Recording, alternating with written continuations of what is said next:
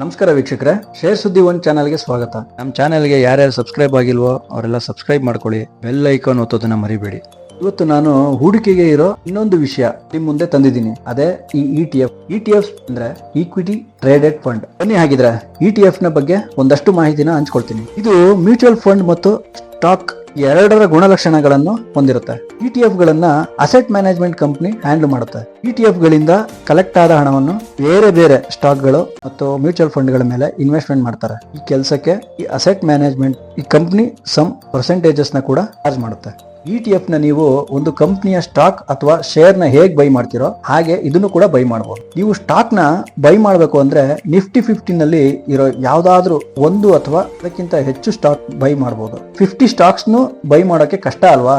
ಅದ್ರ ಬದಲಿಗೆ ನೀವು ETF ಗಳನ್ನ ಬೈ ಮಾಡಬಹುದು. ಇದರ ಅಪ್ಸ್ ಅಂಡ್ ಡೌನ್ಸ್ 50 ಇಂಡೆಕ್ಸ್ ನ ಮೇಲೆ ಡಿಪೆಂಡ್ ಆಗಿರುತ್ತೆ. 50 ಮೇಲೆ ಹೋದ್ರೆ ETF ನ ವ್ಯಾಲ್ಯೂ ಕೂಡ ಹೆಚ್ಚಾಗುತ್ತೆ. ನಿಫ್ಟಿ ಕೆಳಗೆ ಬಂದ್ರೆ ETF ನ ವ್ಯಾಲ್ಯೂ ಕೂಡ ಕೆಳಗೆ ಬರುತ್ತೆ. ಇದರಲ್ಲಿ ಒಂದು ಪ್ಲಸ್ ಪಾಯಿಂಟ್ ಏನಪ್ಪಾ ಅಂತಂದ್ರೆ ನೀವು ಕಡಿಮೆ ಮೊತ್ತದಿಂದ ಇನ್ವೆಸ್ಟ್ಮೆಂಟ್ ನ ಶುರು ಮಾಡಬಹುದು. ₹100 ಕೂಡ ಸ್ಟಾರ್ಟ್ ಮಾಡಬಹುದು. ಹಾಗೆ ಯೂನಿಟ್ಸ್ ನ ಆಡ್ ಮಾಡ್ತಾ ಹೋಗಬಹುದು. ETF ನಲ್ಲಿ ಟೈಪ್ಸ್ ಕೂಡ ಇದೆ.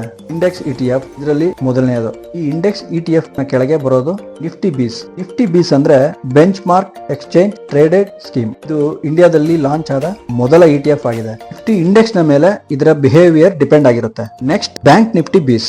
ಈ ಬ್ಯಾಂಕ್ ನಿಫ್ಟಿ ಬೀಸ್ ಕೂಡ ಬ್ಯಾಂಕ್ ನಿಫ್ಟಿ ಇಂಡೆಕ್ಸ್ ನ ಮೇಲೆ ಡಿಪೆಂಡ್ ಆಗಿರುತ್ತೆ. ಅದು ಹೇಗೆ ಬಿಹೇವ್ ಮಾಡುತ್ತೋ ಬ್ಯಾಂಕ್ ನಿಫ್ಟಿ ಬೀಸ್ ಕೂಡ ಹೈಯರ್ ಲೋ ಹೋಗ್ತಾ ಇರುತ್ತೆ. ಈ ಇಂಡೆಕ್ಸ್ ETF ಗಳು ನಿಮ್ಗೆ ಒಂದು ಕಂಪ್ನಿ ಸ್ಟಾಕ್ ಹೇಗೆ ರಿಟರ್ನ್ಸ್ ಕೊಡುತ್ತೋ ಹಾಗೆ ರಿಟರ್ನ್ಸ್ ಕೊಡುತ್ತೆ. ಹೇಗೆ ಸ್ಟಾಕ್ ಮೇಲೆ ಹೋದ ಹಾಗೆ ನೀವು ಇನ್ವೆಸ್ಟ್ಮೆಂಟ್ ಮಾಡಿರೋ ಹಣ ಹೆಚ್ಚಾಗುತ್ತೋ ಹಾಗೆ ನಿಫ್ಟಿ ಮತ್ತೆ ಬ್ಯಾಂಕ್ ನಿಫ್ಟಿ ಮೇಲೆ ಹೋದ ಹಾಗೆ ETF ಗಳ ವ್ಯಾಲ್ಯೂ ಕೂಡ ಹೆಚ್ಚಾಗುತ್ತೆ. ನೀವು ಇನ್ವೆಸ್ಟ್ಮೆಂಟ್ ಮಾಡಿರೋ ಹಣ ಕೂಡ ಹೆಚ್ಚಾಗುತ್ತೆ. ಇಂಡೆಕ್ಸ್ ETF ಆದ್ಮೇಲೆ ನೆಕ್ಸ್ಟ್ ETF ಯಾವುದು ಅಂತಂದ್ರೆ ಕಮಾಡಿಟಿ ETF ಅಂಡರ್ ನಲ್ಲಿ ಬರೋದೆ ಗೋಲ್ಡ್ ETF. ಈ ಗೋಲ್ಡ್ ETF ಏನು ಅಂದ್ರೆ ನೀವು ಗೋಲ್ಡ್ ಬೈ ಮಾಡೋದಕ್ಕೆ ತುಂಬಾ ಹಣ ಬೇಕು. ಆದ್ರೆ ಅದ್ರ ಬದಲಿಗೆ ನೀವು ಗೋಲ್ಡ್ ETF ನ ಬೈ ಮಾಡಬಹುದು. ಗೋಲ್ಡ್ ರೇಟ್ ಸ್ಟಾಕ್ ಮಾರ್ಕೆಟ್ ನಲ್ಲಿ ಇನ್ಕ್ರೀಸ್ ಆದ ಹಾಗೆ ಈ ಗೋಲ್ಡ್ ETF ನ ವ್ಯಾಲ್ಯೂ ಕೂಡ ಇನ್ಕ್ರೀಸ್ ಆಗ್ತಾ ಹೋಗುತ್ತೆ. ಗೋಲ್ಡ್ ರೇಟ್ ಕೆಳಗೆ ಹೋದ್ರೆ ಗೋಲ್ಡ್ ETF ನ ವ್ಯಾಲ್ಯೂ ಕೂಡ ಕೆಳಗೆ ಬರುತ್ತೆ. ಕಮೋಡಿಟಿ ETF ಆದ್ಮೇಲೆ ನೆಕ್ಸ್ಟ್ ETF ಅಂದ್ರೆ ಅದು ಬಾಂಡ್ ETF. ಇದರಲ್ಲಿ ಲಿಕ್ವಿಡ್ ಬೀಸ್ ಮತ್ತು ಭಾರತ್ ಬಾಂಡ್ ಬರುತ್ತೆ. ಲಿಕ್ವಿಡ್ ಬೀಸ್ ಕೂಡ ಇನ್ವೆಸ್ಟ್ಮೆಂಟ್ ಗೆ ಇನ್ನೊಂದು ಆಪ್ಷನ್. ಇನ್ವೆಸ್ಟರ್ಸ್ ಈಸಿಯಾಗಿ ಲಿಕ್ವಿಡ್ ಅಸೆಟ್ ಗಳ ಮೇಲೆ ಇನ್ವೆಸ್ಟ್ ಮಾಡೋಕೆ ಇದು ಒಂದು ಒಳ್ಳೆ ದಾರಿ. ಲಿಕ್ವಿಡ್ ಅಸೆಟ್ ಅಂದ್ರೆ ಈಸಿಯಾಗಿ ಕ್ಯಾಶ್ ಆಗಿ ಕನ್ವರ್ಟ್ ಆಗುವಂತ ಅಸೆಟ್ ಅಂತ. ಲಿಕ್ವಿಡ್ ಅಸೆಟ್ಸ್ ಗೆ ಎಕ್ಸಾಂಪಲ್ ಯಾವುದು ಅಂತಂದ್ರೆ ಗವರ್ಮೆಂಟ್ ಸೆಕ್ಯೂರಿಟೀಸ್ ಮತ್ತೆ short term instruments, treasury bills. Next Bharat bond. ನಾವು ಬಾಂಡ್ ETF ಗಳ ಮೇಲೆ ಇನ್ವೆಸ್ಟ್ಮೆಂಟ್ ಮಾಡಿದ್ರೆ ಮಂತ್ಲಿ ಬೇಸಿಸ್ ನಲ್ಲಿ ಡಿವಿಡೆಂಡ್ ಪೇ ಮಾಡ್ತಾರೆ. ಅಂದ್ರೆ ಮಂತ್ಲಿ ನಿಮ್ಗೆ ಒಂದು ಪ್ಯಾಸಿವ್ ಇನ್ಕಮ್ ಗೆ ಒಂದು ಒಳ್ಳೆ ಆಪ್ಷನ್ ಈ ಬಾಂಡ್ ETF. ಈ ಬಾಂಡ್ ETF ನಲ್ಲಿ ಬಹಳ ಟೈಪ್ ಬಾಂಡ್ ಗಳು ಇದಾವೆ.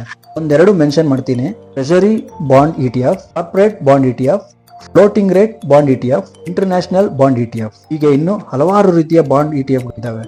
ETFs ಬೇಸಿಕ್ಸ್ ಬಗ್ಗೆ ಒಂದಷ್ಟು ಮಾಹಿತಿನ ನಾನು ಕೊಟ್ಟಿದ್ದೀನಿ. ಇದಾಗಿತ್ತು ವೀಕ್ಷಕರೇ ಈ ವಿಡಿಯೋದ ವಿಷಯ.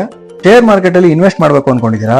ಹಾಗಿದ್ರೆ ಮೊದಲು ಡಿಮೆಟ್ ಅಕೌಂಟ್ ನ ಓಪನ್ ಮಾಡಬೇಕು. ಡಿಸ್ಕ್ರಿಪ್ಷನ್ ನಲ್ಲಿ ಡಿಮೆಟ್ ಅಕೌಂಟ್ ನ ಲಿಂಕ್ ಇದೆ. ಆ ಲಿಂಕ್ ನ ಯೂಸ್ ಮಾಡಿಕೊಂಡು ಫ್ರೀ ಆಗಿ ಡಿಮೆಟ್ ಅಕೌಂಟ್ ಓಪನ್ ಮಾಡ್ಕೊಳ್ಳಿ. ನೆನಪಿರ್ಲಿ ವೀಕ್ಷಕರೇ, ಈ ವಿಡಿಯೋ ನಾನು ಮಾಡ್ತಾ ಇರೋದು ಎಜುಕೇಶನಲ್ ಪರ್ಪಸ್ಗೆ ಮಾತ್ರ. ಇದ್ರ ಬಗ್ಗೆ ಚೆನ್ನಾಗಿ ತಿಳ್ಕೊಂಡು ಟ್ರೇಡ್ ಮಾಡಿ. ಈ ವಿಡಿಯೋ ಇಷ್ಟ ಆಗಿದ್ರೆ ಲೈಕ್ ಮಾಡಿ, ಶೇರ್ ಮಾಡಿ. ಮತ್ತೆ ಸಿಗೋಣ. ನಮಸ್ಕಾರ.